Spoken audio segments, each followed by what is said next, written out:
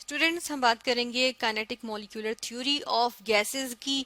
हम यहाँ पर देखेंगे एक थ्योरी, यहाँ पर देखेंगे इससे कुछ पोस्टुलेट्स या इसकी हम एजम्पशंस देखेंगे गैसेस के मुतालिक है, और इसमें हम काइनेटिक मॉलिक्यूलर यानी कि मॉलिक्यूलर लेवल पे देखेंगे। तो बेसिकली अगर हम बात करें तो काइनेटिक मॉलिक्यूलर थ्योरी जो है वो हमारे पास behaviour of molecules in a gas को एक्सप्लेन करती है। ठीक है, यहाँ पर हम लिखेंगे behaviour of molecules in a gas. क्या मतलब है इसका?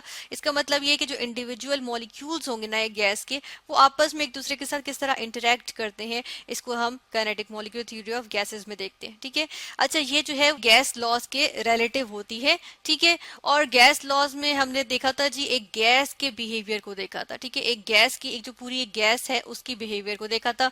लेकिन इसमें हम क्या करते हैं कि हम गैस के जो मॉलिक्यूल्स हैं उनके बिहेवियर की बात करते हैं। ठीक है, अब ऐसे करते हैं इसकी एजम्पशंस की, यहाँ पर हम कुछ जो इसकी एजम्पशंस हैं उनकी बात करेंगे। ठीक है, तो फर्स्ट ऑफ ऑल तो ये होता है कि एजम्पशन या पोस्टुलेट भी कह सकते हैं कि फर्स्ट वन तो ये आ जाएगा कि हम कहते हैं कि एक गैस जो होती है वो लार्ज नंबर ऑफ पार्टिकल्स से बनी हुई होती है। ठीक है, लार्ज नंबर ऑफ पार्टिकल्स से मिलकर बनी हुई होती है। ठीक है, और उन पार्टिकल्स को हम क्या कहते हैं? उन पार्टिकल्स को हम कहते हैं मॉलिक्यूल्स। ठीक है, अच्छा, मॉलिक्यूल्स मोनो एटॉमिक भी हो सकते हैं, डायटोमिक भी हो सकते हैं, इवन ट्राई एटॉमिक भी हो सकते हैं। जिस तरह से अगर हम यहाँ बात करें तो मोनो एटॉमिक की बात करें तो इस तरह हीलियम गैस जो है वो मोनो एटॉमिक मॉलिक्यूल्स से मिलके बनी हुई है। जबकि अगर हम यहाँ बात करें ऑक्सीजन गैस की तो वो डायटोमिक यानी कि दो दो एटम से मिलके एक मॉलिक्यूल बना हुआ है। ठीक है, तो ये डायटोमिक मॉलिक्यूल से मिलके बनी है। इस तरह से हमारे पास हमने क्या कहा, गैसेस जो होती है वो लार्ज नंबर ऑफ पार्टिकल्स यानी बहुत सारे पार्टिकल्स होते हैं। अगर ये गैस है ना तो इसके अंदर बहुत सारे पार्टिकल्स होंगे, गैस मॉलिक्यूल्स कहलाएंगे जो। ठीक है, और हम ये देखते हैं कि जो गैस के मॉलिक्यूल्स होते हैं ये कांस्टेंट इनकी रैंडम मोशन होती है। ठीक है, और ये कांस्टेंट रैंडम मोशन जो होती है वो हैप्पैज़ार्ड होती है, रैंडम हमने जिस तरह से कहा, यानी कि वो इधर उधर मूव कर रहे होते हैं। और इस तरह होता है कि जब ये एक मॉलिक्यूल जो है, जिस तरह की मॉलिक्यूल है, अगर ये दूसरे मॉलिक्यूल से कोलाइड करेगा, ठीक है, या ये क्या कर रहा है, ये अगर हम एक देख रहे हैं कि कंटेनर के अंदर है, ठीक है, ये कंटेनर के अंदर है, ये हम देख रहे हैं कि ये एक किसी वॉल से, कंटेनर की वॉल से कोलाइड कर रहा है, तो उसके बाद ये अपनी डायरेक्शन चेंज कर लेता है। ठीक है, इस तरह से यहाँ पर हम देख रहे हैं कि ये अपनी कोलाइड कर रहे हैं, तो उसके बाद ये अपनी डायरेक्शन चेंज कर लेगा, ये अपनी डायरेक्शन चेंज कर लेंगे। इस तरह से ये क्या करते हैं, डायरेक्शन चेंज कर लेते हैं जब कोलाइड करते हैं। लेकिन इनकी जो मोशन होती है वो हम क्या कहते हैं, रैंडम मोशन होती है। और मोशन की बात हो रही है तो हम ये भी देख लेते हैं कि इनकी जो मोशन होती है यानी मूवमेंट होती है वो एक स्ट्रेट लाइन में होती है, अनलेस कि ये कोलाइड कर जाए। ठीक है, फिर से वही बात कि अनलेस ये कोलाइड कर जाए, इनकी जो है मोशन जो है वो हम कहते हैं कि क्या होती है, स्ट्रेट लाइन में होती है। ठीक है, तो हम यहाँ पर ये भी लिख देंगे कि ये स्ट्रेट लाइन में मूव करते हैं अनटिल दे कोलाइड। ठीक है, यानी कि आपस में टकरा जाए या वॉल्स ऑफ द कंटेनर से टकरा जाए।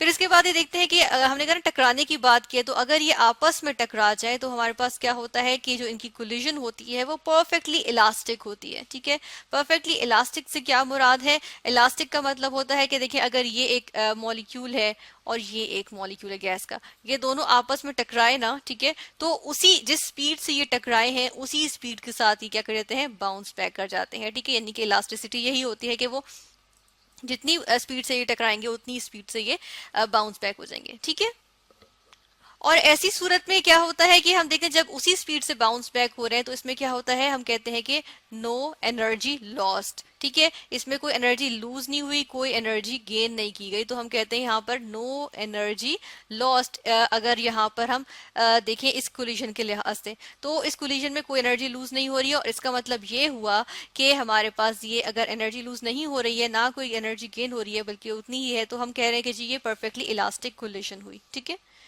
फिर उसके बाद हम ये देखते हैं कि ये कोलाइड तो कर रहे हैं क्योंकि इनकी रैंडम मोशन है, लेकिन अदरवाइज अगर हम देखें तो वॉल्यूम ऑफ गैस जो ये हमारे पास, सॉरी, जो गैस मॉलिक्यूल्स होते हैं ये वाइडली सेपरेटेड होते हैं। ठीक है, हम देखते हैं कि इनके दरमियान, गैस मॉलिक्यूल्स के दरमियान बहुत ज्यादा डिस्टेंसेस होते हैं। एक मॉलिक्यूल अगर यहाँ पर है, दूसरा मॉलिक्यूल यहाँ पर होगा, ठीक है, उनको बॉदर नहीं करेगा कि दूसरा मॉलिक्यूल इनका जैसा वो कहाँ पे मौजूद है। ठीक है, तो ये डिस्टेंस होता है इनमें काफी ज्यादा, अनलाइक अगर हम लिक्विड्स में देखें। ठीक है, अगर ये हमारे पास लिक्विड, अगर हम इस तरह यहाँ बना लें बीकर के अंदर, ठीक है, यहाँ पे लिक्विड है तो इसके अंदर हमारे पास लेस स्पेस होती है सेपरेशन जो होती है वो लेस होती है। और अगर हम सॉलिड्स में देख लें तो वो तो हम कहते हैं कि जी बिल्कुल कंपैक्टनेस आ जाती है, कि बिल्कुल साथ साथ साथ साथ साथ जुड़े हुए जो है वो एटम्स हमारे पास होते हैं। ठीक है, तो एटम तो यहाँ पर हम देखा कि गैसेस में क्या होता है, फार अपार्ट हमारे पास जो मॉलिक्यूल्स होते हैं वो क्या होते हैं, गैस मॉलिक्यूल्स वो फार अपार्ट होते हैं। इसी वजह से हम देखते हैं कि जो गैस मॉलिक्यूल का अपना वॉल्यूम होता है वो कोई मायने नहीं रखता, बहुत वो नेग्लिजिबल होता है, यानी ऑलमोस्ट हम कहते हैं जीरो होता है एज कंपेयर टू अगर हम देखें वो कंटेनर जिसके अंदर गैस मौजूद हो। यानी कि हम कहें वॉल्यूम ऑफ द गैस, ये पूरी जो गैस है, ठीक है, वॉल्यूम ऑफ गैस क्या होगा, जिस कंटेनर में वो होगी वही उसका वॉल्यूम होगा। ठीक है, तो अगर इसके अंदर हमारे पास गैस मौजूद है तो उसका वॉल्यूम क्या होगा, जो उस कंटेनर का वॉल्यूम होगा। ठीक है, लेकिन अगर इसका एक मॉलिक्यूल इसके अंदर देखें उसका वॉल्यूम क्या होगा, वो बहुत ही नेग्लिजिबल होगा। ठीक है, ये भी हमारे पास एक एजम्पशन आ जाती है। नेक्स्ट एजम्पशन यहाँ पर हम देखेंगे, नेक्स्ट एजम्पशन ये है, देखिए गैस मॉलिक्यूल्स हमने कहा widely separated and far apart from each other होते हैं। ठीक है, इनका अपना साइज बहुत छोटा होता है, इसकी वजह से ये एक दूसरे से बहुत ज्यादा फार अपार्ट होते हैं एज कम्पेयर टू, मतलब साइज बहुत छोटा होता है as compare to distance between them. ठीक है, तो हम कहते हैं कि जी ये वाइडली सेपरेटेड है, और जब वाइडली सेपरेटेड होंगे तो उनको बॉदर नहीं करेगा, हमने ये भी कहा कि ये एक दूसरे के बारे में। ठीक है, तो हम ये भी देखते हैं कि no forces of attraction for each other, एक दूसरे के लिए फोर्सेज ऑफ अट्रैक्शन नहीं रखते ये। ठीक है, और इस तरह से ये भी हमने इसके एक देख ली, ये भी इसकी एक एजम्पशन आ गई।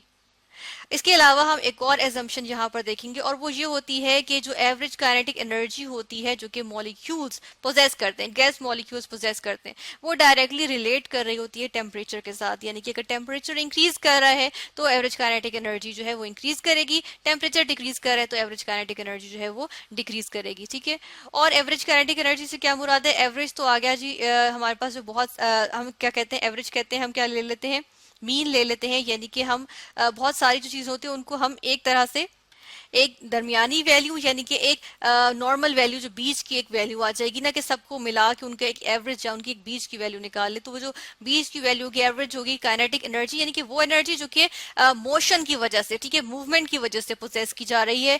ठीक है, वो काइनेटिक एनर्जी होगी, तो उसकी एवरेज जो होगी वो डायरेक्टली प्रोपोर्शनल होगी टेम्परेचर के। ठीक है, जो कि उस गैस का होगा।